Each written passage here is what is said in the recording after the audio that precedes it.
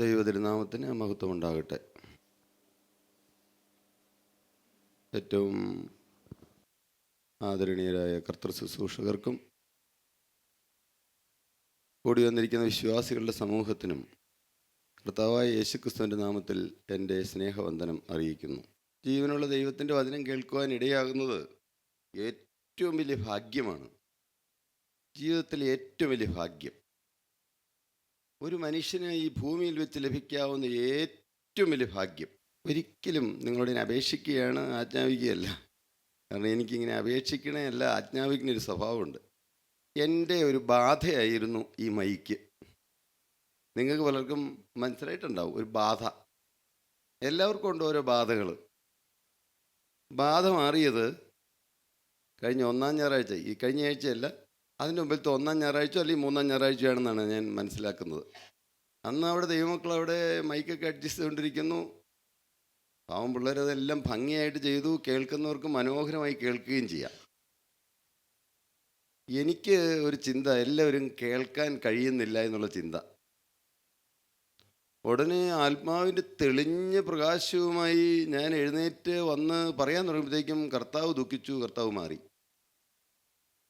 പിന്നെ ആ വന്ന കൃപ അതുപോലെ അന്ന് വന്നത് എത്രയോ സമയം കഴിഞ്ഞാണ് ഞാൻ മനസ്സിലാക്കി ആ നഷ്ടം വലിയതാണെന്ന്. പക്ഷെ എനിക്കത് എന്തുകൊണ്ടാണ് അങ്ങനെ പെട്ടെന്നങ്ങ് ആത്മാവ് മാറിപ്പോയത്? മറ്റൊരു കാര്യം, പറയുന്നത് കൃത്യമായിട്ട് ഗ്രഹിക്കണം, മനസ്സിലാക്കണം. ഗുരു വന്നിട്ടുണ്ട്, നിന്നെ വിളിക്കുന്നു. 100% സത്യമായിട്ടും യേശുക്രിസ്തു ഇവിടെ വന്നിട്ടുണ്ടായിരുന്നു. നിങ്ങൾക്ക് ഒരു ടെസ്റ്റ് പറഞ്ഞുതരാം. അത് പറയുന്നതിന് മുമ്പ് ഒരു വാക്യം ഒന്ന് വായിക്കാം, എന്നിട്ട് പറയുകയായിരിക്കും നല്ലത്. ആമോസ് പ്രവാചകൻ്റെ പുസ്തകം 7-ാം അധ്യായം 14-15 വാക്യം. ബൈബിൾ ഉള്ളവരെല്ലാം ബൈബിൾ കൊണ്ടുവരണം. ബൈബിള് ഇങ്ങനെ തുറക്കുമ്പോൾ, ഇത് പറയുമ്പോൾ തുറന്നെടുക്കണം. നിങ്ങൾ മയങ്ങിപ്പോകാതിരിക്കാനൊരു ഒരു വഴിയാണ് പറഞ്ഞു തരുന്നത്. പക്ഷേ നിങ്ങൾ ആ പറയുന്ന വാക്യം വായിച്ചു കഴിഞ്ഞ് കഴിഞ്ഞിട്ട് പിന്നെ അതിനകത്ത് നോക്കിക്കൊണ്ടിരിക്കരുത്. പ്രായോഗിക ചില നിർദ്ദേശങ്ങളാണ്. പിന്നെ അതിനകത്ത് നോക്കിക്കൊണ്ട് അതിൻ്റെ താഴെ എന്താ പറഞ്ഞേക്കണേ, പിന്നെ ഒന്നോട് വായിച്ചുകൊണ്ടിരിക്കരുത്. അങ്ങനെ വായിച്ചുകൊണ്ടിരുന്നാൽ പരിശുദ്ധാത്മാവ് നിങ്ങളുടെ ഉള്ളിൽ വേണ്ടതായി തീ കിട്ടില്ല, നിങ്ങൾക്ക് അനുഗ്രഹം കിട്ടാതെ പോകും. ഇതെല്ലാം കൃത്യമായ പ്രായോഗികമായ നിർദ്ദേശങ്ങളാണ്. അത് നിങ്ങൾ ദയവായിട്ട് അനുസരിക്കണമെന്ന് അപേക്ഷിക്കുന്നു. ഇപ്പോൾ വേദപുസ്തകമുള്ളവരെല്ലാവരും വേദപുസ്തകം തുറക്കണം. മാത്രമല്ല, സ്വന്തമായൊരു വേദപുസ്തകം എല്ലാവർക്കും ഉണ്ടായിരിക്കണം. സ്വന്തം പേരെഴുതിയൊരു വേദപുസ്തകം. സ്വന്തം കാറുള്ളവരുണ്ട്, സ്വന്തം വീടുള്ളവരുണ്ട്, സ്വന്തം വ്യക്തിപരമായി പേനയുള്ളവരുണ്ട്. പക്ഷെ സ്വന്തമായിട്ടൊരു വേദപുസ്തകം, എൻ്റെ പേരെഴുതി. വീട്ടിലൊരു വേദപുസ്തകം പോരാ, സ്വന്തമായി പേരെഴുതിയൊരു വേദപുസ്തകം വായിക്കൂ. എല്ലാവരും ശ്രദ്ധയോടെ ആ വാക്യത്തിലേക്ക് നോക്കിയിരിക്കൂ, വായിക്കൂ. അതിന് ആമോസ് അമസ്യാവോട്, ഞാൻ പ്രവാചകനല്ല, പ്രവാചക ശിഷ്യനുമല്ല. ഞാൻ പ്രവാചകനല്ല, പ്രവാചക ശിഷ്യനുമല്ല. ഇടയനും കാട്ടത്തിപ്പഴം പെറുക്കുന്നവനും അത്രേ. ഞാൻ ഇടയനാണ്, കാട്ടത്തിപ്പഴം പെറുക്കുന്നവനാണ്. ഞാനൊരു ആട്ടിടയനാണ്, കാട്ടത്തിപ്പഴം പെറുക്കുന്നവനാണ്. പിന്നെ ഞാൻ ആടുകളെ നോക്കിക്കൊണ്ടിരിക്കുമ്പോൾ, എൻ്റെ തൊഴില് ആടുനോട്ടമായിരുന്നു. ഞാൻ ആടുകളെ നോക്കിക്കൊണ്ട് നടക്കുമ്പോൾ യഹോവ എന്നെ പിടിച്ചു. ജീവനുള്ള ദൈവം എന്നെ പിടിച്ചു.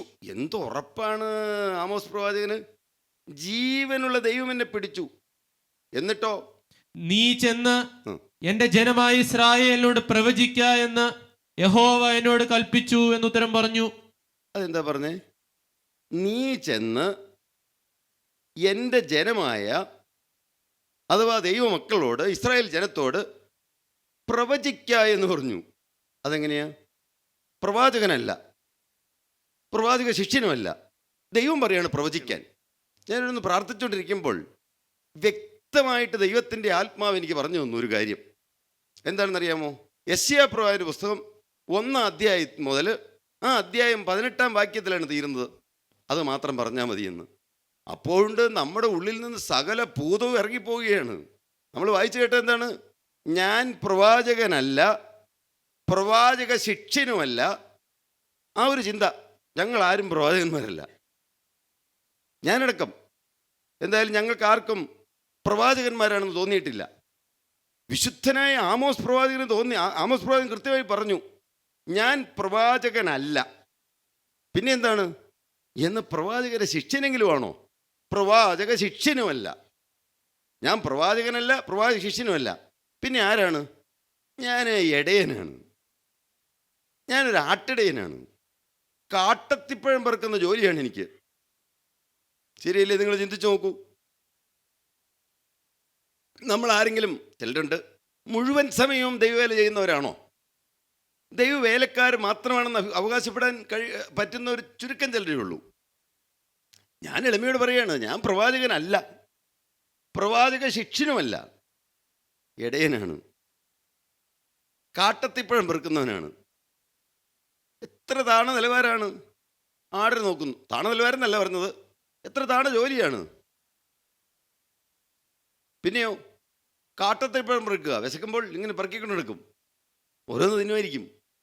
കാട്ടത്തിപ്പഴം പെറുക്കുന്നവനാണ്. ആ ബാക്കി ഒന്നോട് വായിച്ചു. എന്നാൽ ആമോസ് അമസ്യാവോട്, ഞാൻ പ്രവാചകനല്ല, ഞാൻ പ്രവാചകനല്ല, പ്രവാചക ശിഷ്യനുമല്ല, ഇടയനും കാട്ടത്തിപ്പഴം പെറുക്കുന്നവനും അത്രേ. ഞാനൊരു ആട്ടിടയനാണ്, കാട്ടത്തിപ്പഴം പെറുക്കുന്നവനുമാണ്. ഞാൻ ആടുകളെ നോക്കിക്കൊണ്ടിരിക്കുമ്പോൾ, ഞാൻ ആടുകളെ നോക്കിക്കൊണ്ട് ഇരിക്കുമ്പോൾ യഹോവ എന്നെ പിടിച്ചു. ജീവനുള്ള ദൈവം എന്നെ പിടിച്ചു. അതേ ദൈവം തന്നെയാണ് നമ്മെ ഓരോരുത്തരെയും പിടിച്ചത്.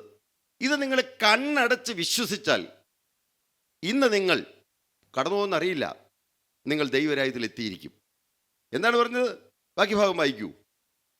നീ ചെന്ന് എന്റെ ജനമായ ഇസ്രായേലിനോട് പ്രവചിക്ക എന്ന് യഹോവ എന്നോട് കൽപ്പിച്ചു എന്ന് ഉത്തരം പറഞ്ഞു. ആമോസ് പ്രവാചകനെ വിളിച്ച അതേ ദൈവം, യെശയ്യാ പ്രവാചകനെ വിളിച്ച അതേ ദൈവം, യോന പ്രവാചകനെ വിളിച്ച അതേ ദൈവം, ശൗലിനെ വിളിച്ച് പൗലോസാക്കിയ അതേ ദൈവം, പത്രോസ്ലിഹ മീനൊളുമ്പുന്നാർന്ന പത്രോസ്ലിഹയെ വിളിച്ച് ശ്രേഷ്ഠനാക്കി തീർത്ത അതേ ദൈവം.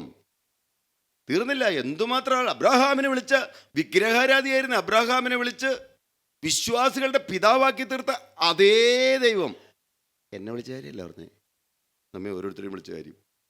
ഈ വിശ്വാസം വേണമെന്ന്, അതിനാണ് വിശ്വാസം എന്ന് പറഞ്ഞേ. അതിനാണ് വിശ്വാസം എന്ന് പറഞ്ഞേ. അങ്ങനെ വിശ്വാസമുണ്ടെങ്കിൽ ആ ദൈവം എന്നെ സ്നേഹിക്കുന്നു. രക്ഷയ്ക്കായി ആഗ്രഹിക്കുന്നവനെ, കാംക്ഷിക്കുന്നവനെ ഞാൻ രക്ഷയിലാക്കും. അത് നാളെയാണോ? നാളെയാണോ? അല്ല, ഇന്ന് തന്നെ. നിങ്ങൾക്ക് രക്ഷ വേണമോ? നിങ്ങൾ എപ്പോൾ കടന്നു പോയാലും ദൈവരാജ്യത്തിൽ എത്തുമെന്നുള്ള ഉറപ്പ് നിങ്ങൾക്ക് വേണമോ? കുറുക്ക് വഴികളില്ല, എളുപ്പ വഴികളില്ല. ആരെങ്കിലും എനിക്ക് വേണ്ടി പ്രാർത്ഥിക്കുമെന്നൊന്നും പറഞ്ഞ് വെറുതെ നിങ്ങൾ വ്യാമോഹിക്കേണ്ട. ഈ ക്രിസ്തീയ ജീവിതം നാം അനുഭവിച്ചില്ലെങ്കിൽ ഇതിൽ പരം നഷ്ടം വേറെയൊന്നുമില്ല. ക്രിസ്തീയ ജീവിതം അനുഭവിക്കണമെങ്കിൽ ആദ്യത്തെ കാര്യം എന്താണ് വേണ്ടത്? വിശ്വാസികളാകണം. എന്താണ് വിശ്വാസം? ജീവനുള്ള ദൈവമാണ് എന്നെ വിളിച്ചത്. ഞാൻ വെറും നിസ്സാരനായിരുന്നു. ആരെങ്കിലും എന്നെ വിളിച്ചുകൊണ്ട് ചേർത്ത് കൊണ്ടുവന്നല്ല. ഒരുപക്ഷെ നിങ്ങളുടെ വീട്ടിൽ വന്നത് വേറെ ആരെങ്കിലും ആയിരിക്കും. അതുകൊണ്ട് വചനം കേൾക്കാനിടയായി, അതുകൊണ്ട് ജീവിതം ക്രിസ്തുവിന് കൊടുക്കാനിടയായി. അതുകൊണ്ട് കർത്താവ് ജീവിതത്തിൽ വളരെ വ്യക്തമായ കെട്ടുറപ്പ് കൊടുത്തു, ഞാൻ ഇന്ന് കടന്നു പോയാൽ ദൈവരാജ്യത്തിൽ എത്തുമെന്ന്. നിങ്ങൾ ഓരോരുത്തരും ജീവിതം ചിന്തിച്ച് നോക്കൂ. നിങ്ങൾ വിശ്വാസികളാകാൻ വേണ്ടിയിട്ടാണ് പറയുന്നത്. സത്യമായ യാഥാർത്ഥ്യമാണ് ഞങ്ങൾ പറയുന്നത്. 100% ഉറപ്പോടുകൂടിയാണ് പറയുന്നത്. ഗുരുവിടെ വന്നിട്ടുണ്ടെന്നുള്ള ഉറപ്പോടുകൂടിയാണ് പറയുന്നത്. പ്രിയപ്പെട്ടവർ, എന്താണ് പറഞ്ഞു വരുന്നത്? നിങ്ങളൊന്ന് വിശ്വസിക്കണമെന്ന് മാത്രമാണ് പറഞ്ഞു വരുന്നത്. ജീവനുള്ള ദൈവം പ്രവർത്തിക്കുന്നു. നമുക്ക് വ്യക്തമായൊരു കാഴ്ചപ്പാട് തന്നു. ഭൂമിയിൽ ഒരു മനുഷ്യൻ്റെയും പിന്നാലെ പോകരുത്. ഭൂമിയിൽ ഒരു വ്യക്തിയുമല്ല രക്ഷകൻ. ഞങ്ങളുടെ വ്യക്തമായ ചിന്താഗതിയാണ്. ഏത് സഭയിൽ നിന്നുകൊണ്ടും അവരവർ നിൽക്കുന്ന എപ്പിസ്കോപ്പൽ സഭകളിലുള്ള ദൈവമക്കളാണ് വന്നു ചേരുന്നത്. സഭ മാറണ്ട, ഒരിക്കലും മാറണ്ട. നേരിട്ട് കർത്താവ് എന്നോട് പറഞ്ഞാൽ ഞാൻ നിങ്ങളോടൊക്കെ പറയും. പക്ഷേ ഈ സെക്കൻഡ് വരെ ഒരിക്കൽ പോലും എനിക്ക് തോന്നിയിട്ടില്ല സഭ മാറണമെന്ന്. 15-ാമത്തെ വയസ്സിൽ കർത്താവിൻ്റെ ജീവിതം ഏറ്റെടുത്തു. തകർന്നുപോയ മനുഷ്യൻ്റെ ജീവിതം. ഞാൻ തിരിഞ്ഞു നോക്കുമ്പോൾ ഞാൻ യേശുവിനെ കണ്ടെത്തിയില്ലായിരുന്നെങ്കിൽ, എൻ്റെ ദൈവമേ, എന്തൊരു ഭാഗ്യശാലികളാണ് നാം. വിശുദ്ധരായി തീർന്നേ പറ്റുകയുള്ളൂ. കുറഞ്ഞ ലെവലിൽ ആർക്കും ദൈവരാജ്യത്തിലെത്താമെന്ന് ആരും പ്രതീക്ഷിക്കേണ്ട. ഇവിടെ വന്നാൽ ഞങ്ങൾ ഇതേ പറയുകയുള്ളൂ. എല്ലാവരും വരണമെന്നാണ് ഞങ്ങളുടെ ആഗ്രഹം. പക്ഷേ ജീവിതത്തിൽ സാക്ഷ്യമില്ലാതെ ജീവിക്കുന്നവർ, മദ്യപിച്ച് നടന്നവർ മദ്യപാനത്തോട് യാത്ര പറഞ്ഞു, പിന്നെ മദ്യപിക്കുന്നു, പിന്നെ ഇവിടെ വരുന്നു. ജീവിതത്തിൽ ഏതെങ്കിലും കെണികളും കുടുക്കളുമായി നടന്നവർ, എല്ലാവരെയും യേശുക്രിസ്തു ഇവിടുന്ന് ആകർഷിച്ചു കൊണ്ടുവന്നതാണ്. പരിശുദ്ധാത്മാവിൻ്റെ കൃപ അനുഭവിക്കുക, ജീവനുള്ള ദൈവം നടത്തുന്നത് അനുഭവിക്കുക, വിശുദ്ധിയോടെ ജീവിക്കുക. ഞങ്ങളാരും പൂർണ്ണരായി തീർന്നുകൊണ്ടല്ല പറയുന്നത്, എല്ലാവരെക്കാളും പാപികളാണെന്നുള്ള ചിന്ത. അതാണ് വിശുദ്ധ ജീവിതത്തിൻ്റെ ആദ്യത്തെ ആരംഭം. കേൾക്കൂ, ചെവി തുറന്ന് കണ്ണ് തുറന്ന് സത്യയോടെ കേൾക്കൂ. വിശുദ്ധ ജീവിതം ആരംഭിച്ചോ എന്ന് എങ്ങനെ അറിയാം? കൃത്യമായി പറയാം.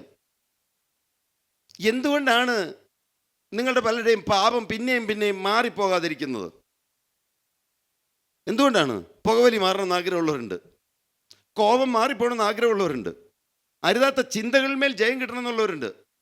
പറയാം, ദൈവത്തിൻ്റെ പരിശുദ്ധാത്മാവാണ് ഇവിടെ വ്യാപരിക്കുന്നതെന്ന് വിശ്വസിക്കാത്തത് കൊണ്ടാണ്. എല്ലാം സത്യമാണ് പ്രിയപ്പെട്ടവരെ, ഇതൊരു പരമസത്യമാണ്. നിങ്ങൾ ഇന്ന് വിശ്വസിച്ചാലും ഇല്ലെങ്കിലും ഒരു ദിവസം അന്ന് രക്ഷയിലാകുന്നവർ കൃത്യമായി കാണും. ഇതെല്ലാം അവിടെ വെളിപ്പെട്ട് വരും. പക്ഷേ നിത്യശിക്ഷാവിധിയിലേക്ക് കർത്താവ് എറിഞ്ഞു കളയുന്നതിന് മുമ്പ് വെള്ളസിംഹാസനത്തിൻ്റെ ന്യായവിധിന് മുമ്പിൽ ഞങ്ങൾ ഈ പറഞ്ഞ കാര്യം സത്യമാണെന്നുള്ള കാര്യം ആരെയും ഭയപ്പെടുത്താൻ പറയുകയില്ല. ഈ ഭിത്തി സംസാരിക്കും. നിങ്ങൾ കേട്ടില്ലല്ലോ എന്ന് പറഞ്ഞാൽ തുലാം സംസാരിക്കുമെന്ന്, ഈ ഭിത്തി ഉത്തരം പറയുമെന്ന്, ഭിത്തി സംസാരിക്കുമെന്ന്. പ്രിയപ്പെട്ടവരെ, എല്ലാം പരമസത്യമാണ്. ഈ വചനത്തിൽ മാത്രം വേരൂന്നി അടിസ്ഥാനപ്പെട്ട് ജീവിക്കുക. യേശുവിൻ്റെ നാമത്തിൽ കൂടി വരുന്നിടത്ത് ഒരു പ്രത്യേക അനുഭൂതിയുണ്ട്. ഈ സമയം നിങ്ങൾ പാഴാക്കരുത്. എൻ്റെ കർത്താവ് എന്തെല്ലാം ഈ പാപിയുടെ ഉള്ളിൽ നിന്ന് കത്തിച്ച് കർത്താവ് കളയുന്നു. ഈ വചന ശുശ്രൂഷ കേട്ടുകൊണ്ടിരിക്കുമ്പോൾ പരിശുദ്ധാത്മാവാണ് സംസാരിക്കുന്നത് ഞാൻ പൂർണ്ണമായും വിശ്വസിക്കുന്നു. ദൈവരാജ്യത്തിൽ ആരെത്തും? വിശുദ്ധർ മാത്രമേ എത്തുകയുള്ളൂ. ഞങ്ങളാകെ പറയുന്നത് ഞങ്ങൾ പാപികളാണെന്നാണ് പറയുന്നത്. എൻ്റെ പ്രിയങ്കരനായ അപ്പോസ്തലൻ അങ്ങനെയാണ് പറഞ്ഞത്. അവസാന കാലത്തും പറഞ്ഞു, പാപികളിൽ ഒന്നാമനാണ് ഞാൻ എന്നാണ് പ്രിയങ്കരനായ പൗലോസ് അപ്പോസ്തലൻ പറഞ്ഞത്. നടന്നു പോകുമ്പോൾ രോഗികൾ സൗഖ്യം പ്രാപിക്കുമായിരുന്നു. ഞാൻ നടന്നു പോയാലോ പ്രത്യേകിച്ചൊന്നും നടക്കില്ല. ആ പൗലോസ് അപ്പോസ്തലൻ പറഞ്ഞു, പാപികളിൽ ഞാൻ ഒന്നാമനാണെന്ന്. പാപബോധം തരുന്നത് പരിശുദ്ധാത്മാവാണ് പ്രിയപ്പെട്ടവരെ. മനുഷ്യരുടെ ഏത് പ്രസംഗത്തിനും നിങ്ങൾക്ക് പാപബോധം കിട്ടുകയില്ല. നിങ്ങൾക്ക് പാപബോധം കിട്ടുന്നുണ്ടോ? നിങ്ങൾക്ക് തന്നെത്താൻ കരയാൻ കഴിയുന്നുണ്ടോ? എങ്ങലടിക്കാൻ കരയുന്നുണ്ടോ? നിങ്ങൾ വിശ്വാസികളാണോ? അങ്ങനെയാണെങ്കിൽ എഴുന്നേറ്റ് പോകുന്നതിന് മുമ്പ് നിങ്ങളുടെ ഉള്ളിലുള്ള പല ബാധകളും കർത്താവ് മാറ്റിത്തരും. അത് ഞാൻ പ്രാർത്ഥിക്കുന്നുണ്ടോ, ഞങ്ങൾ ദൈവമക്കളാരും പ്രാർത്ഥിക്കുന്നുണ്ടല്ല. യേശു ക്രിസ്തുവിടെ വന്നിട്ടുണ്ട്, ഗുരു ഇവിടെ വന്നിട്ടുണ്ട്. മകനെ, നീ സങ്കടപ്പെട്ടാണ് വന്നത്, നീ മടുത്താണ് വന്നത്.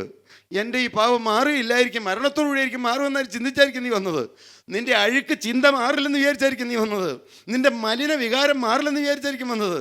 എന്നാൽ ഞാൻ 100% ഉറച്ച വിശ്വാസത്തോടെ കൈ ഉയർത്തിക്കൊണ്ട് ഞാൻ പറയാം, യേശു വിശ്വാസികളെ ഇന്ന് തൊടും. തിരുരക്തം കർത്താവ് ഇന്ന് പുരട്ടും. തിരുരക്തത്തിൻ്റെ മുദ്ര കർത്താവ് തരും. നിങ്ങളൊന്ന് വിശ്വസിച്ചാൽ മാത്രം മതി, ദൈവത്തിൻ്റെ മഹത്വം കാണും. എന്തുകൊണ്ടാണ് ഞങ്ങൾ പറയുന്നത് ഇപ്പോഴാകുന്നു സുപ്രസാദ കാലം? നാളെ നിങ്ങൾ ഈ ഭൂമിയിൽ കാണുമെന്ന് ഉറപ്പുള്ളവരാരുണ്ട്? നാളെ എനിക്കിങ്ങനെ വാ തുറന്ന് മിണ്ടാൻ, സംസാരിക്കാൻ, ദൈവത്തിന് വചനം സംസാരിക്കാൻ അതിനുള്ള കെൽപ്പുണ്ടായിരിക്കുന്നത് കരുതുന്നവരാരുണ്ട്? പ്രിയപ്പെട്ടവരെ, എന്നാൽ പ്രത്യാശയുള്ളവരായിരിക്കണം. മരണത്തെ പ്രത്യാശയോടെ നേരിടാനിടയാകുക. നിങ്ങൾ ഇന്ന് കടന്നുപോയാൽ ദൈവരാജ്യത്തിലെത്തുമ്പോൾ പ്രിയപ്പെട്ടവരെ, നമുക്കൊരു കാര്യം എന്തെങ്കിലും വന്നു കഴിഞ്ഞാൽ പ്രാർത്ഥിക്കേണ്ടെന്നാണോ? പ്രാർത്ഥിക്കണം. അതിന് ദൈവമക്കൾ എല്ലാവരും ഇല്ലേ? ചെയിൻ പ്രെയർ, നിങ്ങളെല്ലാവരും അതിനകത്ത് മെമ്പറാകൂ. അതിനകത്ത് കാലത്ത് കഴിയുമെങ്കിൽ സാറ്റർഡേ 6 മണിക്ക്, എല്ലാ ശനിയാഴ്ചയും 6 മുതൽ 7 വരെ ദയവീത് നിങ്ങളോട് ഞാൻ അപേക്ഷിക്കുകയാണ്, എല്ലാവരും അതിനകത്തുനിന്ന് കയറൂ. എന്തൊരു അനുഗ്രഹിക്കപ്പെട്ട അനുഭവങ്ങളാണ് ദൈവമക്കൾ പറയുന്നത്. കഴിഞ്ഞ ആഴ്ച ഞാൻ മിണ്ടിയേയില്ല, എന്നാൽ എൻ്റെ കണ്ണ് തുറന്നു കിട്ടുകയാണ്. ദൈവമക്കൾക്ക് ഓരോരുത്തർക്കും കർത്താവ് ഓരോന്നോരോന്ന് മനസ്സിലാക്കി കൊടുക്കുന്നു. പാപം ജീവിതത്തിൽ വെച്ചുകൊണ്ട് കടന്നു പോകാനിട വരരുത്. പാപം ജീവിതത്തിൽ വെച്ചുകൊണ്ട് കടന്നു പോകാനിട വരരുത്. യശയ്യാപ്രവാചകന്റെ പുസ്തകം വായിക്കാനാണ് ഞാൻ ആഗ്രഹിച്ചത്. ഞാനൊന്ന് വേഗം വായിച്ച് കേൾപ്പിക്കാം. അടുത്ത തവണ ദൈവം കരുണ ചെയ്താൽ അത് പറയാം. ആകാശമേ കേൾക്കാ, ദൈവം പറയുകയാണ്, ഭൂമിയെ ചെവി തരിക, യഹോവ അരുളി ചെയ്യുന്നു, ഞാൻ മക്കളെ പോറ്റി വളർത്തി. അല്ലേ, നമ്മെ പോറ്റി പോറ്റി ദൈവം വളർത്തി, നമ്മെ പോറ്റി വളർത്തി. നാം കരഞ്ഞപ്പോൾ നമ്മുടെ കണ്ണുനീര് തുടച്ചു, നാം വേദനിച്ചപ്പോൾ നമ്മുടെ ഹൃദയത്തിൻ്റെ വേദന അകറ്റി തന്നു. രോഗം വന്നപ്പോൾ നാം പ്രാർത്ഥിച്ചു, പരീക്ഷയ്ക്ക് വേണ്ടി പ്രാർത്ഥിച്ചു, വലിയ അത്യാഹിതം വന്നപ്പോൾ പ്രാർത്ഥിച്ചു, സ്കിൻ ഡിസീസ് വന്നപ്പോൾ പ്രാർത്ഥിച്ചു, അൾസർ വന്നപ്പോൾ പ്രാർത്ഥിച്ചു, മുഴ വന്നപ്പോൾ പ്രാർത്ഥിച്ചു. ഒന്നും ആരും കൊട്ടിഘോഷിക്കുന്നില്ല. ഞാൻ മക്കളെ പോറ്റി വളർത്തി. കർത്താവ് പറയുകയാണ്, അവരോ എന്നോട് മത്സരിച്ചിരിക്കുന്നു. നിങ്ങളിന്ന് മത്സരഭാവത്തോടെ ആരെങ്കിലും വന്നിട്ടുണ്ടോ? മത്സരഭാവത്തോടെ ദൈവമക്കൾ ആരെങ്കിലും ഏതെങ്കിലും ഒരു കാര്യം പറഞ്ഞു തരുമ്പോൾ നിങ്ങൾ ഭാവമുള്ളവരാവരുത്. നീതിമാനെ ശാസിക്കുന്നത് എനിക്ക് തലയ്ക്ക് എണ്ണയാണെന്ന്, അല്ലേ? ഇതുണ്ടോ? നീതിമാനെ ശാസിക്കുന്നത് എൻ്റെ തലയ്ക്ക് എണ്ണ. പിന്നെ അടുത്ത എന്താണ് കേട്ടോ? നീതിമാനെ അടിക്കുക, വടിവെച്ചടിക്കുകയല്ല. നീതിമാൻ എന്നെ അടിക്കുന്നത് ദയ. കേട്ടോ, നീതിമാൻ എന്നെ അടിക്കുന്നത് ദയ. അത് എന്നോടുള്ള ദൈവത്തിൻ്റെ ദയയാണ്. ഇതുപോലെ തന്നെ വേറൊരു അവസരത്തിൽ നിങ്ങളോട് പറഞ്ഞിട്ടുണ്ട്, ഞാൻ പെട്ടെന്ന് അസഹിഷ്ണുതയോടെ പെരുമാറി. നല്ല വാക്ക അസഹിഷ്ണുത എന്ന്. കോപം വന്നു, ശക്തമായിട്ട് എന്നോട് പറഞ്ഞു, അവൻ എന്നെ ശാസിക്കുന്നത് തലയ്ക്ക് എണ്ണ. കേട്ടോ, തലയിൽ എണ്ണ പറ്റായിരുന്ന എങ്ങനെയാ പ്രിയപ്പെട്ടവരെ? തലയിൽ എണ്ണ പറ്റും പോലെയാണെന്ന്. അടുത്തത്, എൻ്റെ തല അതിനെ വിലക്കാതിരിക്കട്ടെ. കേട്ടോ, എൻ്റെ തല അതിനെ വിലക്കാതിരിക്കട്ടെ. നിങ്ങൾക്കൊരു കാര്യം പറഞ്ഞു തരുമ്പോൾ ഇന്നതുപോലെ ദൈവാത്മാവ് പറഞ്ഞു തന്നാർന്ന് ആണെന്ന്, അല്ലെങ്കിൽ ദൈവത്തിൻ്റെ ആത്മാവിൻ്റെ ആ ഒരു കൃപയുള്ള ദൈവമക്കൾ പറഞ്ഞു തരുമ്പോൾ അത് അക്ഷരം പ്രകാരം അനുസരിച്ചാൽ നിങ്ങൾക്ക് ഭാഗ്യം. ഇല്ലെങ്കിലോ നാശം നിങ്ങൾക്ക് വരും. ഞങ്ങൾ അറിയിക്കാനുള്ള അറിയിക്കും, ഞങ്ങളുടെ മേൽ കുറ്റം ഉണ്ടാവുകയില്ല. ഇനി അവർ ചെയ്യുന്ന ദോഷങ്ങൾക്കെതിരെ എനിക്ക് പ്രാർത്ഥനയേ ഉള്ളൂ. കണ്ടോ, പിന്നെ അവർ ദോഷം ചെയ്യുവാണോ? നമുക്ക് പ്രാർത്ഥിക്കാനേ കഴിയുള്ളൂ. ദോഷം വിട്ടു തിരിയേണ്ട അവരവരുടെ കാര്യമാണ്. ഞങ്ങൾ പ്രബോധിപ്പിക്കും, ഞങ്ങൾ പറഞ്ഞു തരും. പിന്നെ വരുന്ന കെടുതികളെല്ലാം അവരവർ തന്നെ അനുഭവിക്കും. വേറെ മാർക്കുമില്ല. വേറെ ഞങ്ങൾക്കൊന്നും ചെയ്യാൻ പറ്റുകയില്ല. പിന്നെയും പറയാം, വീണ്ടും പറയുകയാണ്, അയ്യോ പാപമുള്ള ജാതി. പാപം വിട്ട് കളഞ്ഞേ പറ്റുള്ളൂ. അയ്യോ പാപമുള്ള ജാതി, അകൃത്യഭാരം ചുമക്കുന്ന ജനം, ദുഷ്പ്രവർത്തിക്കാരുടെ സന്തതി, വഷളായി നടക്കുന്ന മക്കൾ. വല്ല വഷളത്വം ഉണ്ടെങ്കിൽ കളഞ്ഞോളണം. പിന്നെ ഇല്ല, തീർന്നില്ല. അവർ യഹോവയെ ഉപേക്ഷിച്ച്, ജീവനുള്ള ദൈവത്തെ ഉപേക്ഷിച്ച്, ജീവനുള്ള ക്രിസ്തുവിനെ, പരിശുദ്ധാത്മാവിൻ്റെ ശബ്ദത്തെ തള്ളിക്കളഞ്ഞ് പുറകോട്ട് മാറിയിരിക്കുന്നു. കർത്താവ് പറയുകയാണ്, ഇനി നിങ്ങൾ അടിച്ചിട്ടെന്ത്? നിങ്ങൾ അധികം പിന്മാറുകയുള്ളൂ. തല മുഴുവൻ ദീനവും രോഗവും പിടിച്ചിരിക്കുന്നു. വിശദമായി വായിച്ചാൽ മതി.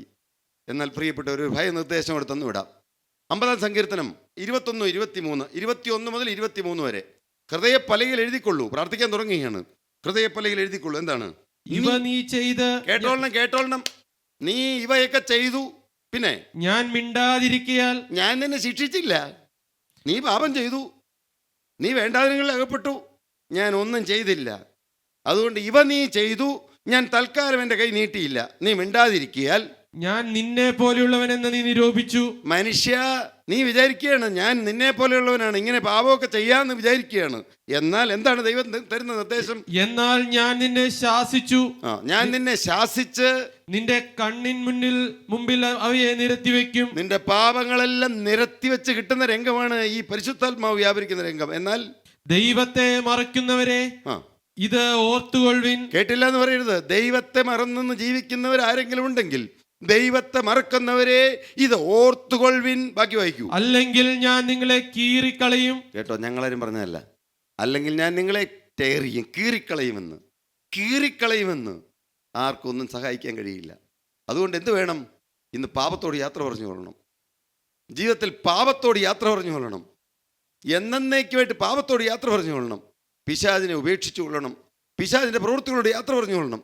വിശുദ്ധരായി തീരണം എന്നുള്ള കൊതിയും ദാഹവും ഉള്ളിൽ ഇപ്പോൾ തന്നെ എല്ലാവരും അങ്ങ് അത് അതിയായി ആഗ്രഹിച്ചു കൊള്ളണം. അതുകൊണ്ട് എന്താണ്?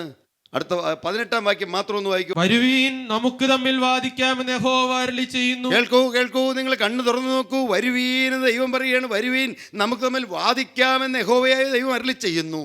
പിന്നെ നിങ്ങളുടെ പാപങ്ങൾ കടും ചുവപ്പായിരുന്നാലും, ദൈവം നിങ്ങൾ ഇന്നിങ്ങോട്ട് വരുന്നിടം വരെ ഏതെല്ലാം പാപങ്ങൾ നിങ്ങളുടെ ജീവിതത്തിൽ വന്നിട്ടുണ്ടെങ്കിലും നിങ്ങളുടെ പാപം കടും ചുവപ്പായിരുന്നാലും ഹിമം പോലെ വെളുക്കും. നല്ല തൂവെള്ള പോലെയായിത്തീരും. ഹിമത്തിന്റെ കളറായിത്തീരും, മഞ്ഞിന്റെ കളറായിത്തീരും. പിന്നെയോ രക്താംബരം പോലെ ചുവപ്പായിരുന്നാലും, എത്ര കാഠിന്യമേറിയ ശാപകരമായ പാപം ചെയ്തതാണെങ്കിലും രക്താംബരം പോലെ ചുവപ്പായിരുന്നാലും പഞ്ഞി പോലെ ആയിത്തീരും. യേശുവിന്റെ രക്തം അതിനെ കഴുകിത്തരും, പഞ്ഞി പോലെ ആയിത്തീരും.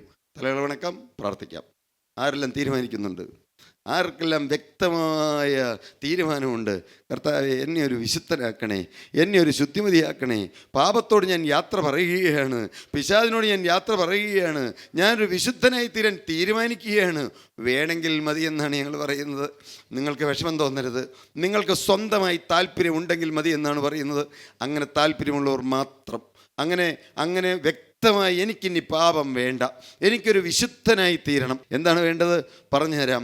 നിങ്ങൾക്ക് അങ്ങനെ താല്പര്യമുള്ളവരുടെ മേൽ ഇന്ന് ആണിപ്പാറുള്ള കരം വരും, തിരുരക്തം പുരണ്ട കരം വയ്ക്കും, രോഗികളുടെ മേൽ കർത്താവ് കരം വയ്ക്കും. പാപം മാറുന്നതോടുകൂടി രോഗവും മാറും. സത്യമായി ഞങ്ങൾ അറിഞ്ഞുകൊണ്ടും അനുഭവിച്ചുകൊണ്ടാണ് പറയുന്നത്. ദൈവത്തിൻ്റെ പരിശുദ്ധാത്മാവ് നമ്മെ കഴുകാനായി കൊതിയോടെ ആവലോടെ വന്ന് നിൽക്കുകയാണ്. ആരെല്ലാം യേശുവിൻ്റെ കരം കാണുന്നുണ്ട്, ആണിപ്പാറുള്ള കരം കാണുന്നുണ്ട്, ഈ ബലഹീനനും പാപിയും എല്ലാവരേക്കാളും പാപിയായ അടിയനും ആ കരം കണ്ടുകൊണ്ട് ഭയത്തോടെ നിൽക്കുകയാണ്. കർത്താവേ, യെശയ്യാ പ്രവാചകൻ കണ്ട തീക്കെടുത്ത മാലാഖമാരുടെ കരമല്ല, ആ കരത്തേക്കാൾ എത്രയോ ശോഭയേറിയതായിട്ടുള്ള ആ തിരുരക്തം പുരണ്ട കരം കണ്ടുകൊണ്ട് നിങ്ങൾ പാപത്തോട് യാത്ര പറയുമെന്ന് വ്യക്തമായി തീരുമാനമുള്ളവർ, സാത്താനോട് യാത്ര പറയുമെന്ന് വ്യക്തമായി തീരുമാനമുള്ളവർ, അവർക്ക് മാത്രം പറഞ്ഞു തരാം. അവർ മാത്രം പറയൂ, പിശാചിനോട് ഇതാ യാത്ര പറയുന്നു, സാത്താനോടിതാ യാത്ര പറയുന്നു, പാപത്തോടിതാ യാത്ര പറയുന്നു, യേശുവിനെ എന്റെ സ്വന്തം രക്ഷകർത്താവായി, എന്റെ രക്ഷകനായി, എന്റെ കർത്താവായി, എന്റെ നാഥനായി, എന്റെ ഉടയവനായി, എന്നേക്കുമായി ഞാനിതാ സ്വീകരിക്കുന്നു. എന്റെ യേശുവേ, ഞാൻ മനസ്സറിഞ്ഞും അറിയാതെയും ചെയ്തു പോയ എല്ലാ പാപങ്ങളും അവിടുത്തെ തിരുരക്തത്താൽ എനിക്ക് കഴുകി തരണമേ. എന്നോട് കരുണ തോന്നണമേ, എന്നോട് മനസ്സലിയണമേ. എന്റെ യേശുവേ, ഇന്നു മുതൽ ഞാനൊരു പുതിയ സൃഷ്ടി. അങ്ങനെ വ്യക്തമായി തീരുമാനമുള്ളവർ മാത്രം അവരുടെ കരങ്ങളെ ഇപ്പോൾ ദൈവസന്നിധിയിലേക്ക്, കരങ്ങളെ മുകളിലേക്ക് ഉയർത്തിക്കൊള്ളൂ. ഇപ്പോൾ കരം ഉയർത്തുന്നവരുടെ മേൽ ആണിപ്പാറുള്ള കരം പിടിക്കുകയാണ്, തിരുരക്തം പുരണ്ട കരം പിടിക്കുകയാണ്. എന്നാൽ നിങ്ങൾ വിശ്വസിക്കൂ, എല്ലാം കർത്താവ് കഴുകി തരികയാണ്, എല്ലാം കർത്താവ് കഴുകി കളയുകയാണ്, സമുദ്രത്തിൻ്റെ ആഴങ്ങളിലേക്ക് എറിയുകയാണ്. ആകെ ഒറ്റ കാര്യം മാത്രം, ഇനിയില്ല കർത്താവേ, ഇനി പാപമില്ല. ഇതുവരെ വന്ന എല്ലാ ശാപങ്ങളും അഴിക്കുന്നു, എല്ലാ ബന്ധനങ്ങളും അഴിക്കുന്നു, എല്ലാ രോഗങ്ങളും കർത്താവ്, അപ്പോൾ അങ്ങനെ രോഗവും ശാപവും എല്ലാം കർത്താവ് ഇപ്പോൾ അഴിക്കുകയാണ്. തിരുരക്തം പുരണ്ട കരം തൊട്ടപ്പോൾ, അന്ന് യെശയ്യാവിൻ്റെ കരത്തെ, യെശയ്യാപ്രവാചകന്റെ അതിരത്തെ തീക്കട്ട തൊട്ടപ്പോൾ മുഴുവനും ശുദ്ധിയുള്ളവനായി തീർന്നതുപോലെ കർത്താവെ ഇപ്പോൾ തീക്കനൽ തൊടുവിക്കണമേ. എൻ്റെ ഗുരുവിടെ വന്നിട്ടുണ്ടല്ലോ, അവരുടെ പാപബന്ധനോട് അഴിക്കുന്നതിനായി സ്തുതി, അവരുടെ പേര് ജീവന്റെ പുസ്തകത്തിൽ എഴുതുന്നതിനായി സ്തുതി, അവരുടെ മേൽ തിരുരക്തം തളിക്കുന്നതിനായി സ്തുതി, അവർക്കിന്ന് നന്മയ്ക്കായി അടയാളം കൊടുക്കുന്നതിനായി സ്തോത്രം. എല്ലാം ദാനമാകിയാൽ സ്തോത്രം, എല്ലാം കരുണയാകിയാൽ സ്തോത്രം. വിശ്വസ്തരുടെ മേൽ അവിടുന്ന് അത്ഭുതം പ്രവർത്തിച്ചിരിക്കയാൽ നന്ദിയോടെ സ്തോത്രം ചെയ്യുന്നു കർത്താവേ. കാരുണ്യവാനും മഹാപരിശുദ്ധനുമായ ദൈവമേ, ജീവനുള്ള കർത്താവേ, അവിടുന്ന് ഞങ്ങളുടെ കൂടെ ഉള്ളതിനായി സ്തുതി, അവിടുന്ന് ഞങ്ങളുടെ കരത്തിൽ പിടിച്ചിരിക്കുന്നതിനായി സ്തുതി, തീരുമാനമെടുത്തൊരു പേര് ജീവന്റെ പുസ്തകത്തിൽ എഴുതിയതിനായി സ്തുതി. അത്ഭുതം ഇനിയും പ്രവർത്തിക്കും. ഞങ്ങൾ ആണിപ്പാറുള്ള കരങ്ങളിലേക്ക് ഏൽപ്പാവേ. ഞങ്ങൾക്ക് ആശ്രയിപ്പാനും ചാരുവാനും വിളിച്ചപേക്ഷിക്കാനും വേറെ ആരുമില്ല. എല്ലാം യേശുവിൻ നാമത്തിൽ പ്രാർത്ഥിക്കുന്നു, കേൾക്കണമേ. ആമേൻ.